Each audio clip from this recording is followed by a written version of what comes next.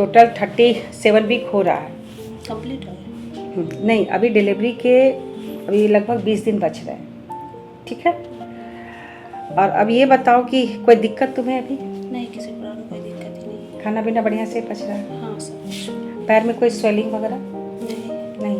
रात को नींद अच्छे से आती है? नहीं, तो अब नहीं आ रही। क्यों? चिंता हो रहा है हाँ कि परिवार बढ़ेगा तो कैसे? नहीं। तो फिर नींद काहे नहीं आ रही है ना? एक्चुअली प्रेगनेंसी एक नेचुरल चीज़ है, नेचुरल फिनोमेना है। आज हम लोग डॉक्टर लोग हैं ये पता करने के लिए कि प्रेगनेंसी के दौरान कोई दिक्कत तो नहीं हो रही है, वरना पहले ज़माने में भी डिलीवरी होता था, कभी कोई डॉक्टर नहीं था, कोई सुविधाएं नहीं थी, है ना।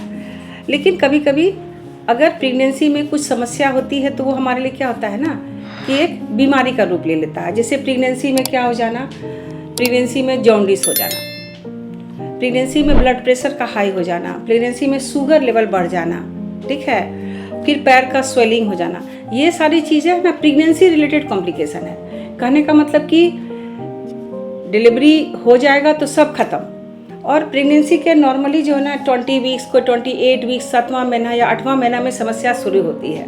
तो अभी तो इनका पूरा जो समय नज़दीक आ रहा है, तो हम लोग अभी शुगर का एक टेस्ट करा लेंगे और बीपी वगैरह इनका नॉर्मल चल रहा है, कोई दिक्कत नहीं है, स्वेलिंग भी नहीं है और कोई कॉम्प्लिकेशन भी नहीं बता रही है। एक दिक्कत बता रही है कि रात को नींद अच्छे से, पैर में दर्द जो देते हैं ना इसके। अच्छा, पैर में दर्द भी होता है, थोड़ा सा न्यूट्रिशनल डेफिशिएंसी होती है, समझ रहे हैं, क्योंकि प्रेगनेंसी में जितना जो न्यूट्रिशन मिलना चाहिए, क्योंकि एक बच्चे को भी न्यूट्रिशन जा रहा है, समझ रहे हैं। तो जो डाइट होता है, हम लोग क्या करते हैं कि rich protein diet, rich calcium diet, iron diet, वो क्या होता है कि बढ़ जाना चाहिए प्रेगनेंसी में, है ना। तो प्रेगनेंसी में थोड़ा सा डाइट बढ़ाना है, थोड़ा सप्लीमेंट तो हम लोग यहाँ से भी देते हैं, आयरन, कैल्शियम, मल्टीविटामिन, प्रोटीन, है ना। तो कुछ नहीं, पैर में जो अगर तुम्हारा जो बर्निंग पेन होता है या टटेनी होता है ना, तो कुछ मेडिसिन हम लोग एडवाइस करेंगे, ठीक है। और बाकी नेचुरल खाना पर ज़्यादा भरोसा कीजिए। घर का जो स्टेपल फूड होता है, सुबह उठे कुछ दूध, हॉर्लिक्स कुछ ले लिए, फिर एक नाश्ता होता है वो बहुत ही, है ना, एकदम रिच होना चाहिए, हर चीज़ होना चाहिए इसमें, रोटी, सब्जी, दूध, दही और उसके बाद फल फूल, सारा चीज़ मिला हुआ नाश्ता होना चाहिए। नाश्ता करने के बाद ना आधा घंटा आराम करना चाहिए, रेस्ट करना चाहिए, ठीक है, बायां करवट आराम से रेस्ट करो। उसके बाद फिर है, हम लगभग 1 बजे या 2 बजे खाना खाते हैं। खाना में चावल थोड़ा कम होना चाहिए, लेकिन दाल बहुत अच्छे से होना चाहिए, 2 कटोरा दाल होना चाहिए, 2 कटोरा सब्जी होना चाहिए, सलाद होना चाहिए और दही वगैरह होनी चाहिए। तो ये सारा जो फ्रूट्स होता है ना, कंप्लीट स्टेपल फ्रूट, उसमें समझिए कि कार्बोहाइड्रेट, प्रोटीन, फैट, सारा चीज़ होना चाहिए। फैट भी लेना चाहिए। लोग बोलते हैं ना कि प्रेगनेंसी में ज़्यादा फैट नहीं लेना चाहिए, फैट भी जरूरी, क्योंकि कुछ विटामिन्स होते हैं ना, वो फैट के द्वारा ही एब्जॉर्ब होते हैं। तो हमारी जो खाना में इम्पॉर्टेंट चीज़ है, उसको एब्जॉर्ब करने के लिए हमारे शरीर में प्रचुर मात्रा में जो फैट होते हैं वो भी होना चाहिए एब्जॉर्प्शन के लिए। और उसके बाद बाकी जो है दिन का खाना के बाद 2 घंटे आराम करना है, फिर शाम के समय कुछ अच्छा सा स्नैक्स ले लो, फ्रूट्स वगैरह ले लो, है ना। रात का सारा खाना वाना जो है ना 8 से 9 बजे के तक में फिनिश कर देना चाहिए, ठीक है, ताकि खाना पचने में भी 2 घंटे लगते हैं। तो 8 बजे खाना खाएगी तो 2 घंटे तो उसको डाइजेशन में लगेंगे। तुरंत खाना खाने के बाद अगर सोने जाती है तो उसको नींद भी नहीं आएगी, है ना। और पानी 3 लीटर से कम नहीं लेना चाहिए, 3 से 3.5 लीटर पानी लेना चाहिए, लेती है। और पानी का काम है ना कि वो भी शाम के 6-7 बजे के बाद नहीं लेना है, इसलिए कि अगर पानी लोगे तो पूरा रात तुमको वॉशरूम दौड़ना पड़ेगा, है ना। तो ये सारी चीज़ें हैं। अभी इनका एक कंप्लेन है पैर वाला, वो हम कुछ मेडिसिन प्रिस्क्राइब करते हैं।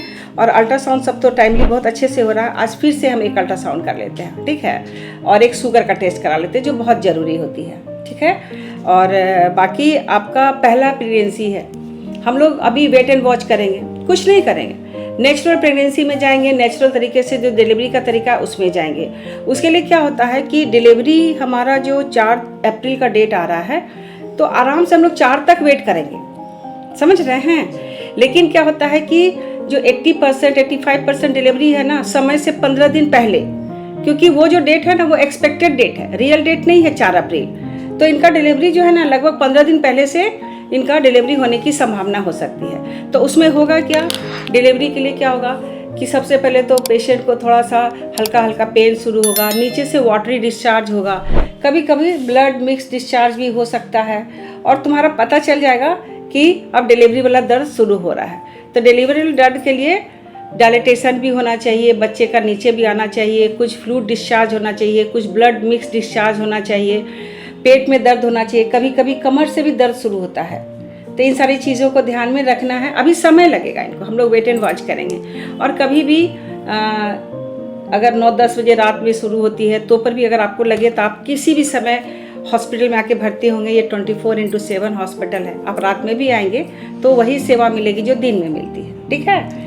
तो अभी बहुत समय है, अभी हम लोग को वेट एंड वॉच करना है, और आज हम एक अल्ट्रासाउंड कर लेते हैं। बस अब ध्यान देना है इनको अपना डेली का जो फिजियोलॉजिकल अभी जो चेंजेस ज़्यादा नहीं होना चाहिए, खाना पीना अच्छे से खाना पचना भी चाहिए, नींद अच्छी होनी चाहिए, इनका ब्लैडर एंड बॉवल हैबिट अच्छा होना चाहिए, कॉन्स्टिपेशन वगैरह नहीं होना चाहिए। अब थोड़ा ना फ्रीक्वेंसी ऑफ द यूरिन ज़्यादा होगा, हमेशा लगेगा बाथरूम जाए, क्योंकि बच्चे का हेड नीचे आता है तो उसके चलते थोड़ा सा इनकम्प्लीट इवैक्यूएशन होता है, पूरा जो पेशाब का थैली है वो खाली नहीं होता है, तो रह जाता है, फिर जा करके बैठते हैं तो लगता है कि फिर से वॉशरूम जाए। तो ये सारी समस्या प्रेगनेंसी का है, यही प्रॉब्लम है नींद का ना। जाना चाहता है ना, हाँ तो फिर इसको वही टॉयलेट के लिए वॉशरूम जाने के लिए बोलेंगे, हाँ, फिर नींद टूट जाएगा, फिर नींद आने में तो समय लगेगा। नहीं तो थोड़ा सा हम बताएंगे, थोड़ा सा आर्ट ऑफ लिविंग, थोड़ा मेडिटेशन करना है, सोने के समय कुछ भजन दिमाग में आता है। आजकल तो यूट्यूब वगैरह में आजकल लगा के सुनते हैं, जिनको आप लाइक करते हो वो लगा करके, है ना।